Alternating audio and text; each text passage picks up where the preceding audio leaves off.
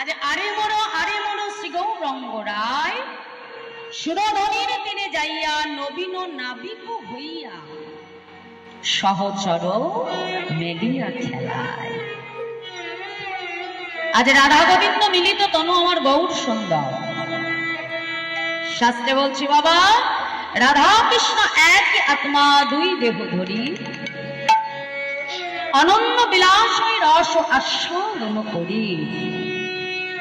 এবে দুই দেহই আমার চৈতন্য গোসাই রাধার ভাব রস আস্বাদিতে দহু হলেন এক ভাই। এই রাধা গোবিন্দ মিলিত তনু গৌর হয়ে এলেন কোথায়?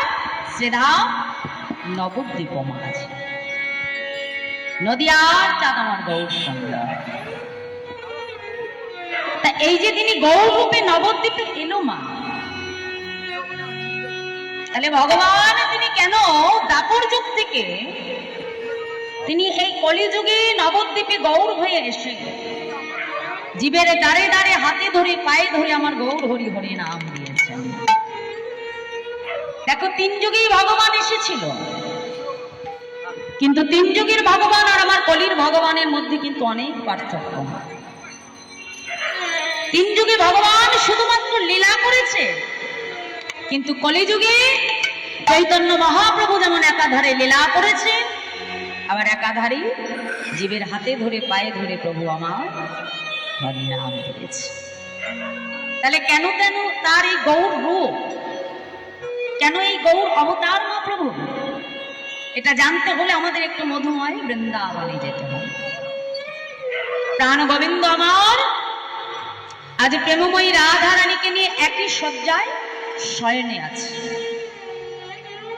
তা মনে মনে গোবিন্দ চিন্তা করছে যে আগত তো কলিযুগ, তো এই কলিযুগে আমি যে শ্রীকৃষ্ণ চৈতন্য রূপে নবদ্বীপে অবতীর্ণ হব, তো আমার সেই শ্রীকৃষ্ণ চৈতন্য মহাপ্রভুর রূপ একবার আমার প্রেমময়ী গিয়ে দর্শন করাবো না?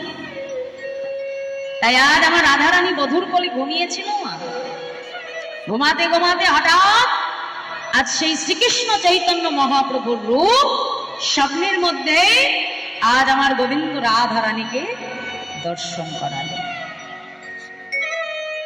আর যেই না সেই শ্রীকৃষ্ণ চৈতন্য মহাপ্রভুর রূপটি তিনি দর্শন করলেন না, সঙ্গে সঙ্গে রাধারানীর ঘুম ভেঙে গেল, চিৎকার করে উঠল প্রাণনাথ।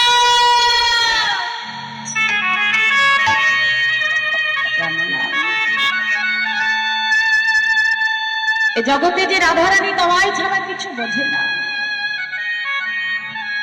এ জগতে যে রাধারানী তোমায় ছাড়া কিছু চেনে না, বলো বলো দাদা। আজ আমি ঘুমাতে ঘুমাতে স্বপ্নের মধ্যে এমন কোন পুরুষকে দর্শন করলাম